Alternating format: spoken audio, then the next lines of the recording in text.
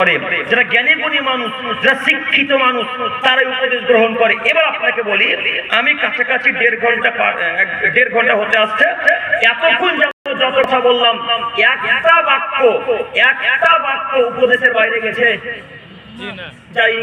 তার মানে যত কথা বললাম সবগুলো উপদেশমূলক কথা। আল্লাহ তাআলা বলছেন উপদেশ গ্রহণ করে কে? যারা শিক্ষিত তারা। এই বক্তব্য অনুপাতে যত মানুষ আজকে আমল করবে, চলবে, এরা সবাই শিক্ষিত মানুষ, শিক্ষিত নারী।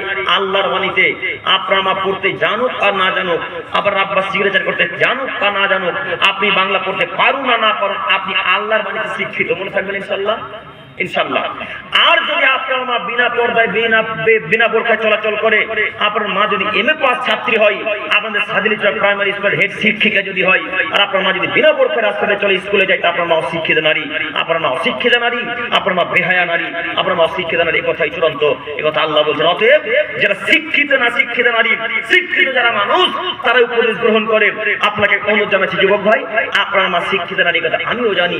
আপনার মাকে আজকে বলেন বোরকা পরে চলাচল করতে, তাহলে আল্লাহর বাণীতে আপনার মা শিক্ষিত নারী। আমাদের মায়েদেরকে আদেশ করতে পারবো না? ইনশাআল্লাহ, ইনশাআল্লাহ। সাথে সাথে আর একটা মনে রাখবেন, মহান আল্লাহ তাআলা বলেন অকরনা ফি বুয়ুতিকুন্না ওয়ালা তাবারুজা জাহিলিয়াতুল উলা। পৃথিবীর মানুষ তোমরা মনে রাখো, জাহিলিয়াতের যুগের মতো, বর্বরতা যুগের মতো, অসভ্য যুগের মতো, বেহায়া নারীদের মতো তোমাদের পুত্রবোরা, তোমাদের কন্যা, তোমাদের মায়েরা যেন বিনা বোরকা রাস্তাঘাটে চলাচল না করে, পতিত দলের মেয়েদের মতো, বেশ্যালয়ের মেয়েদের মতো রাস্তাঘাটে চলাচল। এটা আপনার দায়িত্বের কথা আল্লাহ বলছেন। মুসলমানের কন্যারা, মুসলমানের পুত্রবধূরা, মুসলমানের মায়েরা বাড়িতেই থাকবে, জরুরি প্রয়োজন ছাড়া বাড়ি থেকে বের হবেন, এটা আল্লাহর আদেশ। সম্মানিত দিনী ভাই, আপনাকে আমি কি দিয়ে যে বুঝাবো? এখন প্রায় 10:40 পার হয়ে গেল, আপনার মা এখনো বাজারে আছে। আপনার মার জরুরি এখন কি কাজ আছে বলেন? আপনার মা এখন ঝুড়ি জিলাপি দোকান 8 মার্চে যান, দেখে আসেন। আপনার মার এখন কি জরুরি কাজ আছে? কি জরুরি কাজ আছে বলেন তো দেখি? আল্লাহ বলছেন জরুরি কাজ ছাড়া মহিলারা বাড়ি থেকে বের হবে না। জরুরি কাজ হলো আব্বা আম্মা পারে না, দেখতে যেতে হবে, এটা জরুরি কাজ।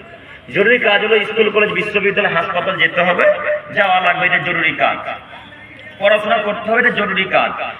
কেউ অসুস্থ আছে, দেখতে করতে হবে, এটা জরুরি কাজ।